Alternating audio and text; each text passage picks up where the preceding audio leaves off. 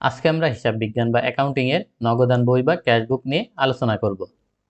আজকের আলোচনার মূল বিষয় হলো ক্যাশবুক কি, কত ধরনের ক্যাশবুক আছে এবং এই ক্যাশবুক কিভাবে তৈরি করা হয় বা প্রস্তুত করা হয় তা উদাহরণের সাহায্যে দেখানো হবে। সবাইকে স্বাগত, আমি হারুন আছি আপনাদের সাথে। আপনারা দেখছেন স্কুল বুক 360। স্কুল বুক 360 একটি education and knowledge sharing channel. এখানে বিভিন্ন ধরনের একাডেমিক এবং আইটি রিলেটেড নলেজ শেয়ার করা হয়ে থাকে। তাই যারা চ্যানেলটিতে প্রথমবার আসছেন তারা চ্যানেলটিকে সাবস্ক্রাইব করে সঙ্গে থাকবেন। আর যারা এই চ্যানেলটিকে ইতিমধ্যে সাবস্ক্রাইব করেছেন তাদেরকে অসংখ্য ধন্যবাদ এবং ভালোবাসা।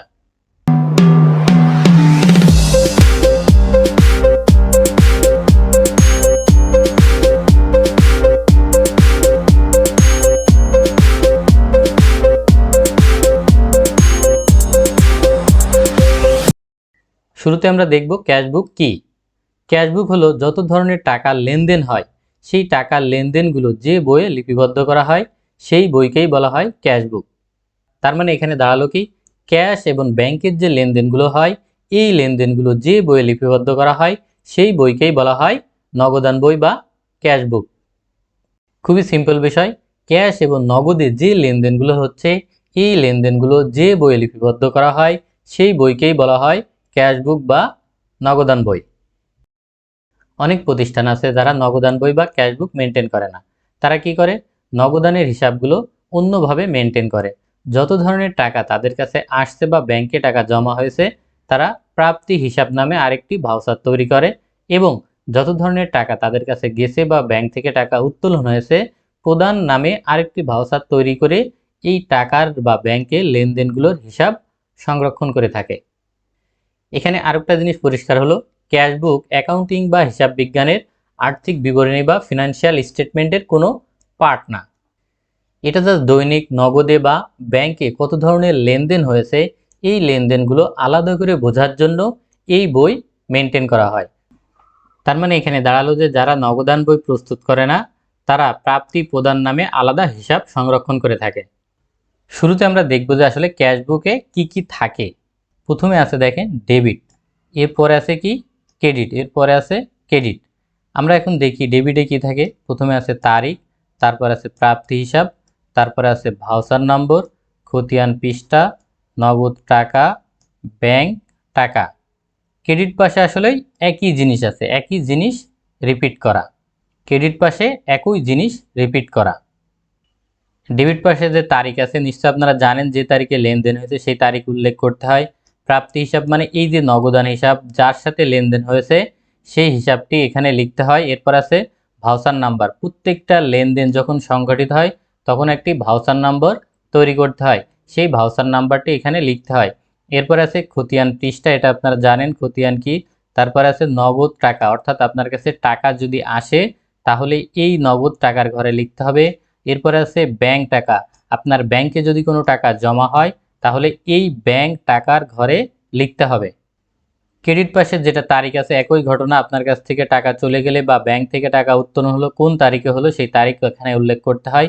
এরপরে প্রদান হিসাব, অর্থাৎ আপনার কাছ থেকে যে টাকা চলে গেল বা ব্যাংক থেকে টাকা উত্তোলন হলো সেটার হিসাবটা এখানে লিখতে হবে। ভাউচার নম্বর একই, আগে যেটা বললাম। এখানে খতিয়ান পৃষ্ঠাও আপনারা জানেন, নগদ টাকা আপনার কাছ থেকে যে টাকা চলে যাবে সেই টাকার পরিমাণ এই নগদ টাকার ঘরে লিখতে হয়। ব্যাংক থেকে যদি কোনো টাকা উত্তোলন হয় তাহলে সেটি এই ব্যাংক কলামে লিখতে হয়। এখানে আবার রিপিট করি, ডেবিট পার্ট মানে হলো আপনার কাছে যদি কোনো টাকা আসে তাহলে ডেবিট পাশে লিখতে হবে, এবং আপনার ব্যাংকে যদি টাকা আসে বা জমা হয় তাহলে আপনাকে ডেবিট পাশে ব্যাংকের ঘরে লিখতে হবে। অর্থাৎ টাকা আপনার কাছে আসলে এই নগদ টাকার ঘরে লিখতে হবে, এবং আপনার ব্যাংকে টাকা জমা হলে ব্যাংক টাকার ঘরে লিখতে হবে। ক্রেডিট হলো আপনার কাছ থেকে যদি টাকা চলে যায় তাহলে এই নগদ টাকার ঘরে লিখতে হবে, এবং আপনার ব্যাংক থেকে যদি টাকা উত্তোলন হয় বা ট্রান্সফার হয় তাহলে এই ব্যাংক কলামে লিখতে হবে। তার মানে সহজ কথা হলো যে আপনার কাছে যদি টাকা আসে অথবা আপনার ব্যাংকে যদি টাকা জমা হয় তাহলে ক্যাশবুকের ডেবিট পাশে এন্ট্রি করবেন, এবং আপনার কাছ থেকে যদি টাকা চলে যায় অথবা আপনার ব্যাংক থেকে যদি টাকা উত্তোলন হয় তাহলে ক্যাশবুকের ক্রেডিট পাশে লিখবেন। এই যে ক্যাশবুকে ডেবিট ক্রেডিট, এই ডেবিট ক্রেডিট নির্ণয় করার জন্য কিন্তু আপনার এটি অ্যাসেট নাকি দায় নাকি আয় নাকি ব্যয় নাকি মালিকানা সত্ত্ব, এই হিসাবগুলো করার কিন্তু কোনো প্রয়োজন হবে না। টাকা আসছে মানে আপনি ডেবিট পাশে লিখবেন, টাকা চলে যাচ্ছে মানে আপনি ক্রেডিট পাশে লিখবেন। ব্যাংকে টাকা জমা হচ্ছে মানে আপনি ডেবিট পাশে লিখবেন, ব্যাংক থেকে টাকা উত্তোলন হচ্ছে মানে আপনি ক্রেডিট পাশে লিখবেন। এটাই ক্যাশবুকের মূল থিওরি যে টাকা আপনার কাছে আসলে বা আপনার ব্যাংকে টাকা জমা হলে আপনি ডেবিট পাশে লিখবেন, আর টাকা যদি আপনার কাছ থেকে চলে যায় বা ব্যাংক থেকে টাকা উত্তোলন হয় তাহলে আপনি ক্রেডিট পাশে লিখবেন। শুরুতে আমরা দেখব যে কত ধরনের নগদান বই আছে। এখানে 4 ধরনের নগদান বইয়ের কথা উল্লেখ করা আছে। এক হলো এক ঘরা নগদান বই, আর এক হলো 2 ঘরা নগদান বই, আরেকটা হলো 3 ঘরা নগদান বই, আরেকটা হলো খুচরা নগদান বই। এখন আমরা দেখব যে 2 ঘরা নগদান বই কাকে বলে। 2 ঘরা নগদান বই আসলে এখানে শুধুমাত্র একটা কলাম অ্যাড করা হয়েছে, তা হলো ব্যাংক। 1 ঘরা নগদান বই শুধুমাত্র ছিল নগদ টাকা।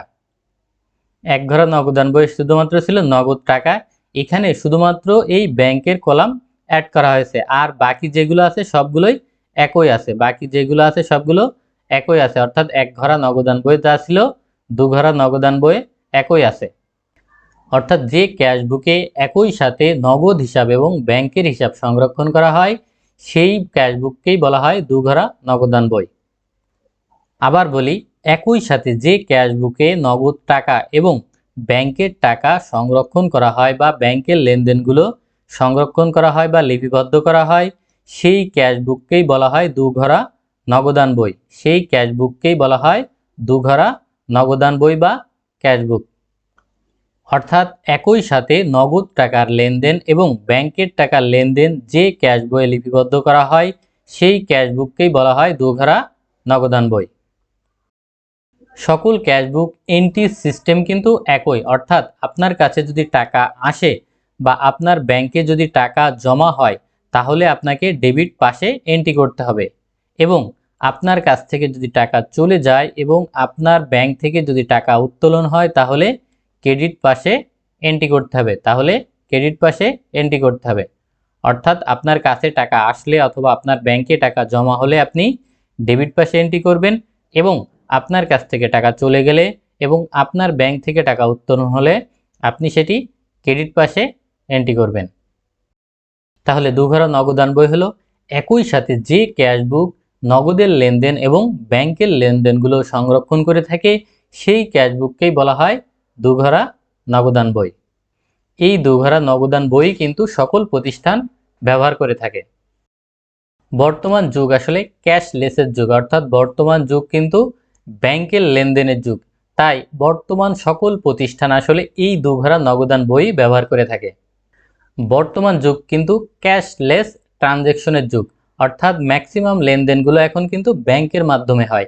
তাই সকল প্রতিষ্ঠান বা বেশিরভাগ মানে করেন 100% প্রতিষ্ঠানই আসলে এই 2 ঘরা নগদান বই ব্যবহার করে থাকে। তাই 2 ঘরা নগদান বইটা আমাদের ভালোভাবে বুঝতে হবে। একটু পরে আমরা 2 ঘরা নগদান বই উদাহরণ সহ করে দেখাবো যে কিভাবে 2 ঘরা নগদান বই তৈরি করতে হয়। এখন আমরা 2 ঘরা নগদান বই প্র্যাকটিক্যালি উদাহরণ সহ করে দেখাবো। এখানে একটি 2017 সালে নভেম্বর মাসের কিছু লেনদেনের উদাহরণ দেয়া আছে। এই লেনদেনগুলো থেকে আমরা 2 ঘরা নগদান বই প্রস্তুত করব। প্রথমে কি আছে, নভেম্বর 1 তারিখে নগদ উদ্বৃত্ত 5000 টাকা এবং ব্যাংক জমার ডেবিট উদ্বৃত্ত 3000 টাকা, অর্থাৎ ব্যাংকে শুরুতে জমা আছে 3000 টাকা এবং হাতে নগদ আছে 5000 টাকা। এখন 2 ঘরা নগদান বইয়ে এই 5000 এবং ব্যাংকের 3000 টাকা কিভাবে এন্ট্রি করে সেটা আমরা এখানে দেখব। আমরা এখন 2 ঘরা নগদান বইয়ে চলে যাই। 2 ঘরা নগদান বইয়ের প্রথম পার্টে থাকে ডেবিট পার্ট এবং তার পরের পার্টে থাকে ক্রেডিট পার্ট। ডেবিট পাশে আপনার কাছে টাকা আসলে অথবা আপনার যদি হাতে নগদ বা ব্যাংক জমা থাকে তাহলে সেটি ডেবিট পাশে লিখতে হয়। আবার আমি রিপিট করি, আপনার কাছে যদি টাকা আসে বা ব্যাংকে টাকা জমা হয় অথবা আপনার কাছে যদি হাতে নগদ থাকে, শুরুতে যদি কোনো নগদ থাকে অথবা ব্যাংকে যদি কোনো টাকা ব্যাংক ব্যালেন্স থাকে সেটা আপনাকে ডেবিট পাশে লিখতে হবে। নিশ্চয় আপনার মনে আছে ওখানে শুরুতে ছিল কত, 5000 টাকা হাতে নগদ ছিল এবং ব্যাংক জমা ছিল 3000 টাকা, অর্থাৎ আপনি যখন এই মাস শুরু করছেন তখন আপনার ব্যাংকে জমা ছিল 3000 টাকা এবং আপনার কাছে হাতে নগদ ছিল 5,000 টাকা। এখানে যেটা লেখা আছে ব্যালেন্স বিডি, ব্যালেন্স বিডি কি জিনিস আমি এই উদাহরণ শেষ হলে উল্লেখ করব। তবে শুরুতে আপনি জেনে রাখেন ব্যালেন্স বিডি মানে আসলে শুরুর ব্যালেন্স, অর্থাৎ আপনি যে তারিখে ট্রানজ্যাকশন শুরু করছেন সেই তারিখের আগের দিন পর্যন্ত কোনো ব্যালেন্স ছিল কিনা সেইটা আপনি এই নতুন তারিখে ব্যালেন্স হিসেবে উল্লেখ করতে হয়, সেটা ব্যালেন্স বিডি দিয়ে লিখতে হয়। এটা এখানে অনেকে প্রারম্ভিক ব্যালেন্সও উল্লেখ করে। তাহলে এখানে আমরা 5,000 টাকা আমার শুরুর হাতে নগদ ছিল, এজন্য আমরা এখানে ব্যালেন্স বিডিতে লিখলাম 5,000 টাকা এবং ব্যাংকে আমার 3,000 টাকা জমা আছে এবং এজন্য শুরুতে আমরা লিখলাম 3,000 টাকা আমার ব্যালেন্স জমা আছে ব্যাংকে। তাহলে আমরা এখানে কি করলাম, এই যে 5,000 টাকা আমার হাতে নগদ ছিল সেটি আমি শুরুতে নগদ টাকার ঘরে লিখছি এবং ব্যাংকে যেহেতু আমার টাকা জমা আছে এই জন্য আমি ব্যাংকের পাশে লিখছি, কারণ ব্যাংকে টাকা জমা থাকলে সেটা আমার ডেবিট পাশে লিখতে হবে, হাতে আমার টাকা জমা থাকলেও সেটা আমার ডেবিট পাশের ক্যাশে লিখতে হবে। এরপর আছে নভেম্বর মাসের 2 তারিখে পণ্য ক্রয় করা হলো কি চেক দিয়ে, কত টাকা, 2,000 টাকা, অর্থাৎ আপনার কাছ থেকে টাকা চলে গেছে, আপনার ব্যাংক থেকে 2,000 টাকা চলে গেছে। তাহলে আমরা ক্যাশ বুকে কোথায় লিখব, 2,000 টাকা যেহেতু ব্যাংক থেকে চলে গেছে তাহলে আমার ব্যাংক থেকে চলে গেলে আমার টাকা আপনার কাছ থেকে চলে গেলে আপনাকে ক্রেডিট পাশে লিখতে হবে। যদি ব্যাংক থেকে যায় তাহলে ব্যাংকের কলামে লিখতে হবে, ক্যাশের থেকে চলে গেলে ক্যাশের কলামে লিখতে হবে। যেহেতু আপনার ক্রয় বাবদ 2,000 টাকা ব্যাংক থেকে গেছে, চেকের মাধ্যমে আমি ক্রয় করছি, এজন্য আমি এটি ব্যাংকের পাশে উল্লেখ করেছি। এরপর আছে নভেম্বর মাসের 4 তারিখে দেনাদার হতে চেক প্রাপ্তি, অর্থাৎ আপনি যার কাছে টাকা পেতেন তার কাছ থেকে 6,000 টাকা পেলেন কিসের মাধ্যমে, ব্যাংকের মাধ্যমে। 6,000 টাকা পেলেন কিসের মাধ্যমে, ব্যাংকের মাধ্যমে। তাহলে দেখি আমরা ক্যাশ বুকে এটি কোন পাশে এন্ট্রি করা হবে। যেহেতু দেনাদারের কাছ থেকে ব্যাংকের মাধ্যমে 6,000 টাকা পাওয়া গেছে, তার মানে কি আপনার ব্যাংকে টাকা জমা হয়েছে বা আপনার ব্যাংকে টাকা আসছে। আর টাকা আসলে বা ব্যাংকে জমা হলে সেটি ডেবিটের ব্যাংক পাশে এন্ট্রি করতে হবে, এজন্য এই 6,000 টাকা ডেবিটের ব্যাংক পাশে এন্ট্রি করা হয়েছে। এরপর আছে নভেম্বর মাসের 6 তারিখে অফিসের জন্য 5,000 টাকা দিয়ে একটি আইপিএস ক্রয় করা হলো। এখন আমরা দেখব যে এই যে আইপিএস হিসাব নগদ বইয়ে কোথায় বসে। যেহেতু এখানে 5,000 টাকা নগদ টাকা দিয়ে আইপিএস ক্রয় করা হয়েছে, তার মানে প্রতিষ্ঠানের কাছ থেকে টাকা চলে গেছে, আর টাকা চলে গেলে এটি ক্রেডিট পাশে উল্লেখ করতে হবে। যেহেতু এটা নগদ হয়েছে এবং ক্রেডিট পাশের নগদ পাশে উল্লেখ করতে হবে। এখানে দেখেন যে আইপিএস যেটা হলো অফিস সরঞ্জাম বা অফিস যন্ত্রপাতি বা অফিস ইকুইপমেন্ট, এখানে কত টাকা দিয়ে ক্রয় করা হয়েছে, 5,000 টাকা দিয়ে। এই 5,000 টাকা কিন্তু আপনার ক্রেডিট পাশের নগদের ঘরে এন্ট্রি করা হয়েছে। টাকা চলে গেলে আপনার ক্রেডিট পাশেই এন্ট্রি করতে হবে। এরপরে কি আছে, নভেম্বর মাসের 8 তারিখে পুরাতন আসবাবপত্র বিক্রয় করা হলো কত টাকা দিয়ে, 9,000 টাকা। তার মানে আপনার কাছে টাকা আসছে। টাকা আসলে আমরা ক্যাশ বুকে দেখি কোন পাশে এন্ট্রি হয়। এখানে যেহেতু 9,000 টাকা আমরা পুরাতন আসবাবপত্র বিক্রয় করছি, এটা আমার কাছে টাকা আসছে, তাহলে টাকা আসলে আমার সেই টাকার পরিমাণ ডেবিট পাশের নগদ পাশে এন্ট্রি করতে হবে। এখানে দেখেন এই নগদ পাশে আসবাবপত্র হিসাব এন্ট্রি করা হয়েছে। এরপর আছে নভেম্বর মাসে 12 তারিখ রাজীবের নিকট হতে বিক্রয় বাবদ চেক প্রাপ্তি 7,000 টাকা। তার মানে নগদে না, এটা চেকের মাধ্যমে হয়েছে, অর্থাৎ ব্যাংকের মাধ্যমে বিক্রয় হয়েছে, তার মানে ব্যাংকে টাকা জমা হয়েছে। আর আমরা জানি ব্যাংকে টাকা জমা হলে সেটি ব্যাংক ডেবিট পাশে এন্ট্রি করতে হয়। দেখি আমরা ক্যাশ বুকে যে কোন পাশে এন্ট্রি হয়েছে। যেহেতু বিক্রয় করার ফলে আমার কাছে টাকা আসছে মানে ব্যাংকে টাকা জমা হয়েছে, তার মানে এটি ডেবিট পাশে এন্ট্রি করতে হবে। দেখি আমরা এই যে 7,000 টাকা, এই 7,000 টাকা আমরা বিক্রয় বাবদ ব্যাংকে পেয়েছি, কি পেয়েছি, বিক্রয় বাবদ ব্যাংকে পেয়েছি, এই জন্য এই 7,000 টাকা আমরা ডেবিট পাশে এন্ট্রি করেছি। কোন পাশে, ব্যাংকের ডেবিট পাশে। আমরা ব্যাংকের ডেবিট পাশে এন্ট্রি করেছি। দেখেন ব্যক্তিগত প্রয়োজনে উত্তোলন করা হলো। ব্যক্তিগত প্রয়োজনে উত্তোলন মানে আসলে মালিকানা সত্ত্ব, অর্থাৎ এখানে মালিকের জন্য 2,000 টাকা উত্তোলন করা হয়েছে। এখানে যেহেতু ব্যাংক থেকে উত্তোলন করা হয়েছে তার মানে ব্যাংক থেকে টাকা চলে গেছে, এই জন্য এটি ক্রেডিটের ব্যাংক পাশে এন্ট্রি করা হয়েছে। এরপরে কি আছে দেখি, এরপর আছে ব্যাংক হতে উত্তোলন 5,000 টাকা। ব্যাংক হতে উত্তোলন 5,000 টাকা, এখানে কিন্তু উল্লেখ করেনি যে ব্যাংক হতে উত্তোলন করে কি করা হয়েছে। এখানে একটি খুবই ইম্পর্টেন্ট কথা বলবো, যেটা ক্যাশ বুক এন্ট্রি দেওয়ার সময় আপনার অবশ্যই প্রয়োজন হবে। আমরা সাধারণত যে এন্ট্রি দিয়ে আসলাম এটার বাইরের ব্যতিক্রম নিয়মের এন্ট্রি। অর্থাৎ 20 তারিখে এই যে 5,000 টাকা ব্যাংক থেকে উত্তোলন করে নগদে নিয়ে আসা হলো, এই নগদে নিয়ে আসার ফলে ক্যাশবুকে কি এন্ট্রি হবে সেটি এখানে উল্লেখ করব। ইম্পর্টেন্ট কথা হলো কন্টা এন্ট্রি। কন্টা এন্ট্রি কি? একই সাথে যখন কোনো একই লেনদেন ক্যাশবুকের একই সাথে একই অ্যামাউন্ট দুই পাশে এন্ট্রি করা হয়, অর্থাৎ ডেবিট পাশেও একই অ্যামাউন্ট এন্ট্রি করা হয়, ক্রেডিট পাশেও একই এন্ট্রি করা হয়। এখানে ইম্পর্টেন্ট কথা হলো কন্টা এন্ট্রি। কন্টা এন্ট্রি কি? কন্টা এন্ট্রি হলো যখন কোনো লেনদেনে একই সাথে ক্যাশবুকে ডেবিট পাশেও একই অ্যামাউন্ট এন্ট্রি করা হয়, আবার ক্রেডিট পাশে একই অ্যামাউন্ট এন্ট্রি করা হয়। অর্থাৎ একই লেনদেনের একই অ্যামাউন্ট ডেবিট পাশেও এন্ট্রি করা হয়, আবার ক্রেডিট পাশেও এন্ট্রি করা হয়। যখন একই লেনদেনের একই অ্যামাউন্ট দুই পাশে এন্ট্রি করা হয় তখন তাকে কন্টা এন্ট্রি বলে। এই কন্টা এন্ট্রি আসলে কোন সময় সংঘটিত হয় সেটা জানা খুবই ইম্পর্টেন্ট। কন্টা এন্ট্রি 3টা সময় ঘটে থাকে। যখন আপনি ক্যাশ থেকে টাকা নিয়ে যে ব্যাংকে জমা করবেন, আবার ব্যাংক থেকে টাকা যখন উত্তোলন করে আপনি ক্যাশে নিয়ে এসে জমা করবেন। আরেকটা হলো আপনার প্রতিষ্ঠানে যদি একাধিক ব্যাংক থাকে, অর্থাৎ আপনি একটা ব্যাংক থেকে টাকা উত্তোলন করে আপনার প্রতিষ্ঠানেরই আরেকটা ব্যাংকে টাকা জমা করলেন, অথবা আপনার প্রতিষ্ঠানের একটা ব্যাংক থেকে অন্য আরেকটা ব্যাংকে ট্রান্সফার করলেন, এই সকল লেনদেনেই কন্টা এন্ট্রি হয়। আবার রিপিট করি, কন্টা এন্ট্রি কোন কোন সময় হয়? কন্টা এন্ট্রি হয় যখন আপনি ক্যাশ থেকে টাকা নিয়ে যে ব্যাংকে জমা করবেন, আবার ব্যাংক থেকে টাকা উত্তোলন করে যখন আপনি ক্যাশে নিয়ে এসে জমা করবেন।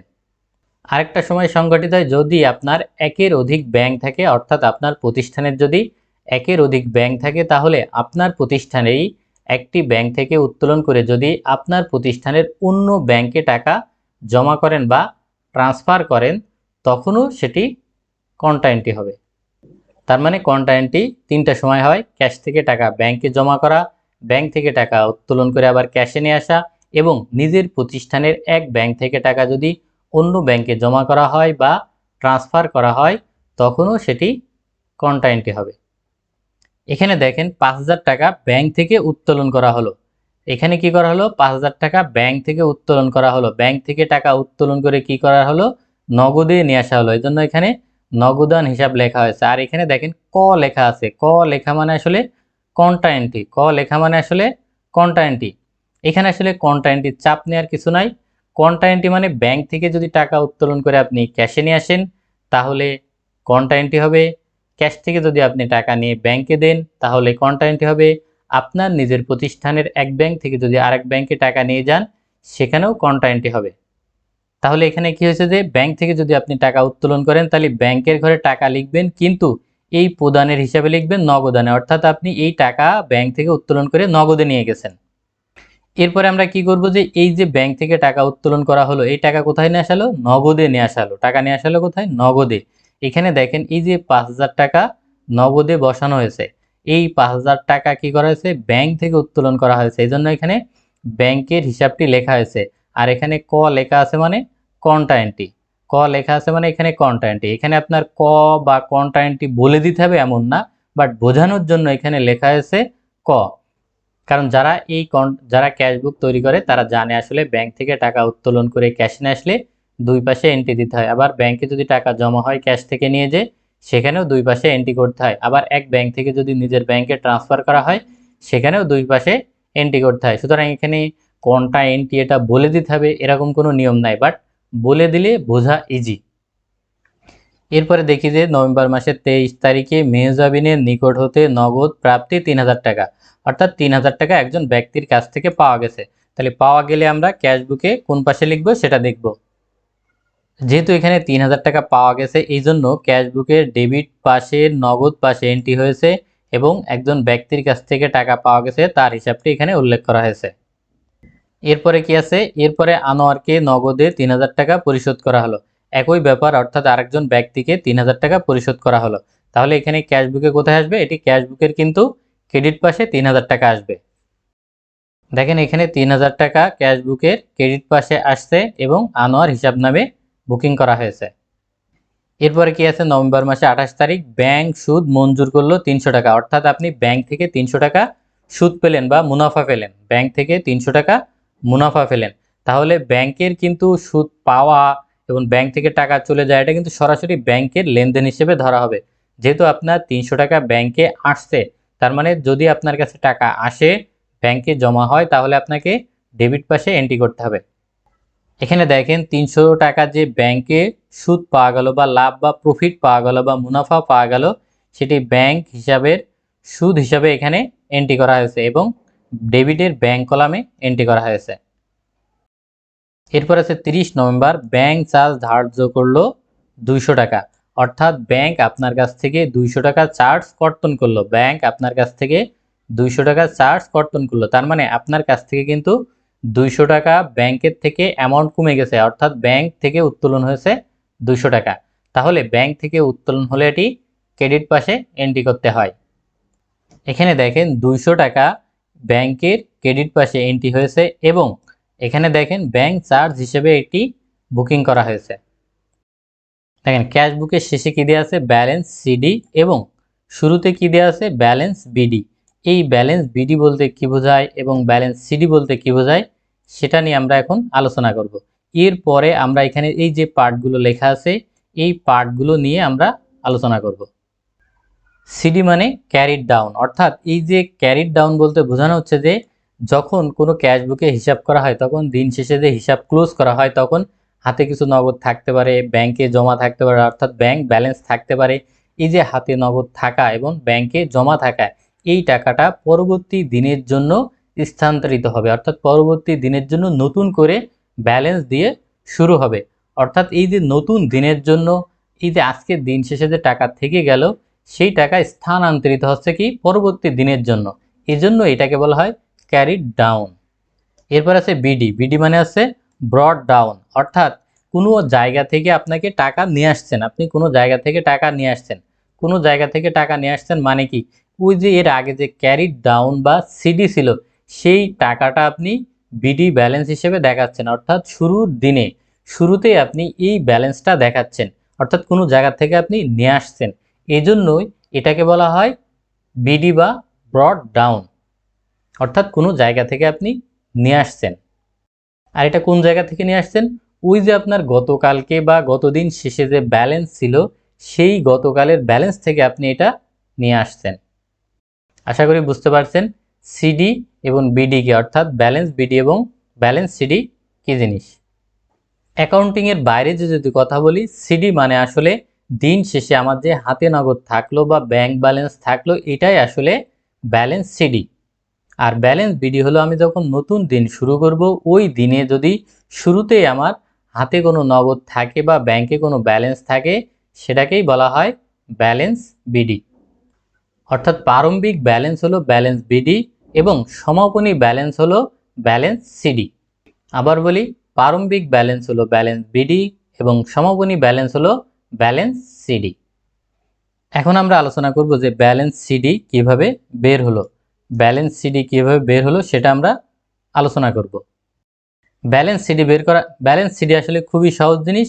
এখানে নগদ টাকা অর্থাৎ ডেবিটে যে মোট নগদ টাকা জমা হয়েছে, ডেবিটে যে মোট নগদ টাকার লেনদেন হয়েছে এবং ক্রেডিট যে মোট নগদ টাকার লেনদেন হয়েছে এই দুইটা যোগ করা হয়, ডেবিট থেকে ক্রেডিট বিয়োগ করা হয়। ডেবিট মোড থেকে ক্রেডিট মোড বিয়োগ করে যে ফলাফল বা রেজাল্ট থাকে সেটাই আসলে ব্যালেন্স সিডি বা দিন শেষের সমাপনী ব্যালেন্স বা দিন শেষের হাতে নগদ। এখানে যে ব্যালেন্স সিডি বের করছে কিভাবে, ব্যালেন্স সিডি বের করা খুবই সহজ কাজ। এখানে ডেবিট পাশে ক্যাশে যত লেনদেন হয়েছে সেগুলো যোগ করতে হয়, শুরুর ব্যালেন্স সহ মোট যোগ করে যা হবে সেটা থেকে ক্রেডিট পাশে যত নগদে লেনদেন হয়েছে সেইগুলো যোগ করে যা হবে সেটা ডেবিট পাশের মোট থেকে ক্রেডিট পাশের মোট বিয়োগ করলে যা হবে সেটাই আসলে ব্যালেন্স সিডি বা দিন শেষের হাতে নগদ বা সমাপনী স্থিতি। এখানে যে ব্যালেন্স সিডি 14,000 টাকা, এই ব্যালেন্স সিডি 14,000 টাকা কিভাবে বের করা হলো এটাই বের করা আমাদের এখানে মুখ্য উদ্দেশ্য এবং এটা বের করা খুবই সহজ কাজ, এটা কোনো ক্রিটিক্যাল কোনো কিছু না। এখানে ডেবিট পাশের যে মোট নগদে লেনদেন হয়েছে সেগুলো যোগ করা হয়, এখানে যোগ করে কত হলো 22,000 টাকা। আর এই যে ক্রেডিট পাশে নগদে যেগুলো লেনদেন হয়েছে সেগুলো যোগ করা হয়। এখানে এটা যোগ করেছে 5 আর 3 8,000 টাকা, 5 আর 3 8,000 টাকা। এখন এই 22,000 টাকা থেকে যদি 8,000 টাকা বিয়োগ করা হয় তাহলে থাকে 14,000 টাকা। তাহলে থাকে কত? 14,000 টাকা। অর্থাৎ ডেবিট যত ক্যাশ লেনদেন হয়েছে, ক্রেডিট যত লেনদেন হয়েছে, তো ডেবিট থেকে ক্রেডিট বিয়োগ করলে যা হবে সেটাই আসলে হাতে নগদ। এখানে কিন্তু দুই পাশ শূন্য হইতে পারে, অর্থাৎ এই যে ডেবিট পাশের মোট যোগফল এবং ক্রেডিট পাশের মোট যোগফল যদি একই হয় তাহলে দিন শেষে ব্যালেন্স সিডি শূন্য হতে পারে, অর্থাৎ হাতে নগদ শূন্য হতে পারে। কিন্তু এই ব্যালেন্স সিডি কখনো মাইনাস হবে না। ব্যালেন্স সিডি কোনো সময় মাইনাস হবে না। কারণ কি দেখেন, আপনি আপনার কাছে টাকা যা আছে আর আপনার কাছ থেকে টাকা চলে গেল। এখন আপনার কাছ থেকে টাকা যা আছে তার থেকে তো কাউকে বেশি দিতে পারবেন না। আপনার কাছে যে টাকা আছে শুধু সেই টাকাই দিতে পারবেন। তাহলে আপনার কাছে যে পরিমাণ টাকা আছে তার থেকে যদি কম পরিমাণ দেন তাহলে দিন শেষে হাতে নগদ থাকবে। আপনার কাছে যে পরিমাণ টাকা আছে সেই পরিমাণই যদি অন্যকে দিয়ে দেন তাহলে আপনার কাছে দিন শেষে হাতে নগদ থাকবে শূন্য। কিন্তু আপনার কাছে টাকা নাই, আপনি কিন্তু অন্যকে দিতে পারবেন না। আপনার কাছে টাকা নাই মানে আপনি অন্যকে টাকা দিতে পারবেন না। তাহলে যেহেতু আপনার কাছে টাকা নাই আর অন্যকে দিতে পারছেন না, তার মানে আপনার কোনো সময় ব্যালেন্স সিডি বা দিন শেষের হাতে নগদ মাইনাস হবে না। মাইনাস যখনই হবে তখন বুঝতে হবে আপনার ডেবিট বা ক্রেডিট পাশে কোনো এন্ট্রি 100% ভুল হয়েছে। কারণ আপনার কাছে টাকা নেই, আপনি বেশি কিভাবে দিবেন? আপনার হাতে টাকা থাকলেই তো আরেকজনকে দিতে পারবেন। তাহলে এখানে আবার রিপিট করি, এখানে ব্যালেন্স সিডি জিরো হতে পারে, আবার জিরো থেকে বড় হতে পারে, কিন্তু কোনো সময় মাইনাস হবে না। কারণ আপনার কাছে যে টাকা থাকবে সেই টাকার থেকে বেশি এক টাকাও এক পয়সাও আপনি কাউকে দিতে পারবেন না। আর যদি দিতে পারতেন তাহলেই কিন্তু মাইনাস হতো। যেহেতু আপনি দিতে পারবেন না তাই মাইনাস হওয়ার সম্ভাবনা কোনো সময় নাই। এখন আমরা দেখব যে ব্যাংকের ব্যালেন্স সিডি 7,100 টাকা কিভাবে বের হলো। এখানেও আসলে একই ঘটনা, নগদের মতোই, এটার ব্যতিক্রম কোনো কিছু না। আপনার ব্যাংকের পাশে ডেবিটে যত টাকা আছে সেটা যোগ করবেন এবং ক্রেডিট পাশে যত টাকা ব্যাংকে আছে সেটা যোগ করবেন। যোগ করে এই দুইটা ডেবিট থেকে ক্রেডিট বিয়োগ করবেন। মোট যা হবে, মোট ডেবিট থেকে মোট ক্রেডিট বিয়োগ করলে যা হবে সেটাই ব্যাংকের ব্যালেন্স সিডি বা দিন শেষে ব্যাংকের ব্যালেন্স। এখন আমরা দেখব এখানে আসলে 22,000 টাকা অ্যামাউন্ট কিভাবে হলো এবং এখানে 16,300 টাকা কিভাবে হলো। এখানে যে লেনদেন হয়েছে সেগুলো তো 8,000 টাকা হয়, আর এখানে যে লেনদেন হয়েছে এখানে 9,200 টাকা হয়। তাহলে এখানে 16,300 টাকা কিভাবে হলো সেটা আমরা এখন দেখব। নিয়ম হলো এই ডেবিট পাশে মোট যোগ করলে যা হবে ক্রেডিট পাশেও সেই একই ফিগার বানাতে হবে। ডেবিট পাশে যোগ করে যা হবে ক্রেডিট পাশে একই হবে, অর্থাৎ ডেবিট ক্রেডিটের যে পার্থক্য সেই পার্থক্যটা এখানে বানিয়ে এটা ডেবিটের সমান বানানো হয়েছে। এটা কি করা হয়েছে? ডেবিটের সমান বানানো হয়েছে। এখানে জটিল করে চিন্তা করার দরকার নেই। আপনার এসে দিন শেষে যে স্থিতি থাকে সেই স্থিতি দিয়েই বাম পাশের ডেবিটের সমান বানানো হয়। যে স্থিতি থেকে যায় আপনার দিন শেষে, অর্থাৎ ব্যালেন্স সিডি যে অ্যামাউন্টটা থেকে যায় সেই অ্যামাউন্টটা আগের লেনদেনের সাথে যোগ করে বাম পাশের টোটাল লেনদেনের সমান বানাতে হয়। এটা জাস্ট ক্যাশবুকের ব্যালেন্স সমান বানানোর জন্য এটা ব্যবহার করা হয়। এটা খুব ক্রিটিক্যাল চিন্তা করার দরকার নেই, এটা খুবই সহজ বিষয়। এখানে ডান এবং বামে টোটাল অ্যামাউন্টটা সবসময় সমান করতে হয়। তাহলে এখানে আমার ক্রেডিটে যেহেতু কম আছে তাহলে সমান করতে হলে কি করতে হবে? এই যে দুই পাশে যে লেনদেন হয়েছে এর পার্থক্য আমার বসায় কিন্তু সমান হবে, অর্থাৎ আমার দিন শেষে যে স্থিতি থাকে সেই স্থিতি ডান পাশে বসিয়ে আমি বাম পাশে টোটালের সমান করে দেব। সব সময় কিন্তু এটা ডান পাশেই বসবে। আমার এই যে দিন শেষে যে স্থিতি এটা সব সময় ডান পাশেই বসবে। শুধুমাত্র তখনই বাম পাশে বসবে যখন আপনার এন্ট্রিতে ভুল হবে, অর্থাৎ মাইনাস হবে। তার মানে ডান পাশে সব সময় বসবে, বাম পাশে বসার কোনো সময়ই সুযোগ নাই। আপনার লেনদেন যদি সঠিকভাবে আপনি বুক কিপিং করে থাকেন তাহলে অবশ্যই আপনার সব সময় ডান পাশেই ব্যালেন্স আসবে। আশা করি আপনারা বুঝতে পারছেন যে ক্যাশবুক কি, কত ধরনের ক্যাশবুক আছে এবং ক্যাশবুক কিভাবে তৈরি করা হয় তার প্র্যাকটিক্যাল উদাহরণের সাহায্যে আপনারা বুঝতে পারছেন। এরপরে আরেকটা পয়েন্ট আছে, এখানে দেখানো হয়েছে যে পরবর্তী দিনের জন্য যে ব্যালেন্স হচ্ছে সেই ব্যালেন্সটা জাস্ট আগেই দেখানো। এটা যে লিখতেই হবে এটা কোনো বাধ্যতামূলক নিয়ম নাই, এটা না লিখলেও হয়। কারণ আমার যে এখানে যে ব্যালেন্স সিটি যে 14,000 টাকা আছে এই ব্যালেন্স সিটি দেখেই কিন্তু আমি বুঝে যাচ্ছি যে এটা আমার পরবর্তী দিনের জন্য শুরুর স্থিতি বা ব্যালেন্স বিডি। সুতরাং এখানে আমাকে আলাদা করে যে দেখাই দিতে হবে এটা এমন কোনো নিয়ম নাই যে আমাকে দেখাতেই হবে। এই ভিডিওটি যদি আপনার সামান্যতম উপকার হয়ে থাকে তাহলে চ্যানেলটি সাবস্ক্রাইব করে সঙ্গে থাকবেন।